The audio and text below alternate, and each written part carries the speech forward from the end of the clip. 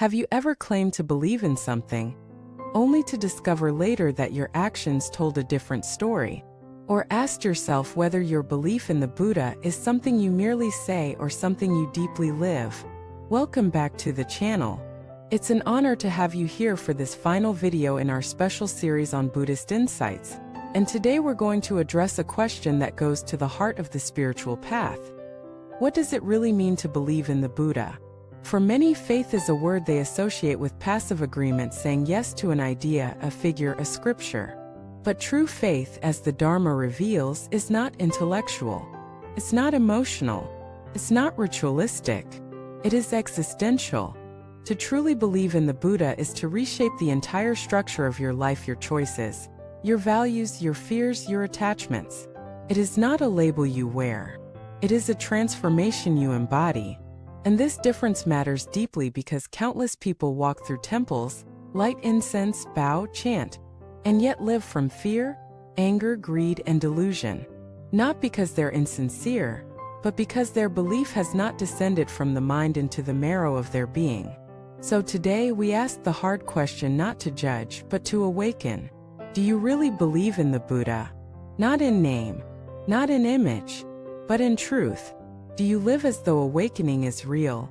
Do you act as though liberation is possible? Do you treat others as though they are Buddha nature in disguise? Because that is what faith means. It is not passive, it is fierce. It is not sentimental, it is courageous. It is the decision, renewed every moment, to walk the path of truth no matter the cost. Let us go back to the life of Shakyamuni Buddha. He was not born with robes and teachings. He was born into privilege, power, comfort. He could have stayed in that life, but he walked away. Why? Because he saw suffering. He saw death. He saw aging. And he refused to settle for illusion. True belief always demands sacrifice. Not of happiness but of illusion. Not of joy but of ignorance. If you say you believe in the Buddha, but continue chasing material success as your highest goal, do you believe? If you chant the name of Amitabha but still rely on manipulation and dishonesty, do you believe? If you bow to a statue, then turn around and speak cruelty to your family, do you believe? These are not accusations. They are invitations. To look deeper. To become honest. To awaken. Let us speak about what happens when faith becomes embodied. When belief in the Buddha becomes a living force in your life, it changes the way you speak. Harsh words soften. Gossip fades. Silence becomes sacred. Changes the way you think. Judgment is replaced by curiosity. Fear gives way to trust. Hatred dissolves into compassion. Changes the way you act. You choose kindness even when it costs you. You choose honesty even when it's inconvenient. You choose patience even when you're burning inside. This is the Dharma made visible.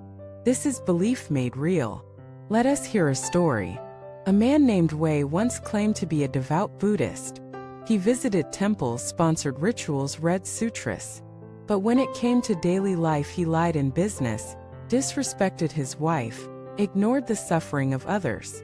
One day, he attended a retreat where the teacher said, "Faith without transformation is self-deception." That night, Wei couldn't sleep. He began to examine every area of his life and saw his belief had been skin deep. So he made a vow not to recite more, but to live the teachings, one choice at a time. It was hard. He slipped. He failed. But slowly change came. He apologized to those he'd hurt. He gave up dishonest deals. He started listening more than talking. He said, "I stopped worshiping the Buddha and started becoming a disciple." That's what real faith looks like. Not the perfection of outer form but the sincerity of inner shift. True faith does not look like perfection. It looks like humility.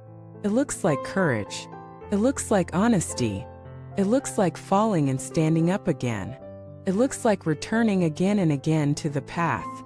Even when the mind doubts, even when the world mocks, even when your old self screams in resistance, because something deeper has been touched.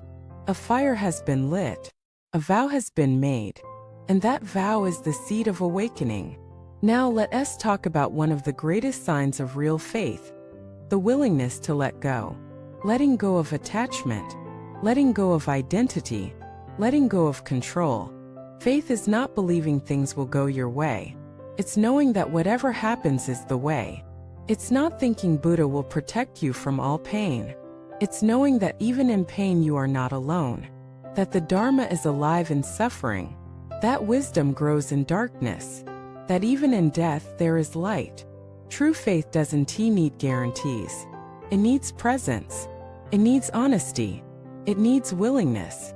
So when you say, "I believe in the Buddha," ask yourself, do I forgive like he taught? Do I serve like he modeled? Do I sit in silence and meet my own mind? Do I offer kindness even when I am hurting? Do I love without needing to possess? Do I seek truth more than I seek comfort?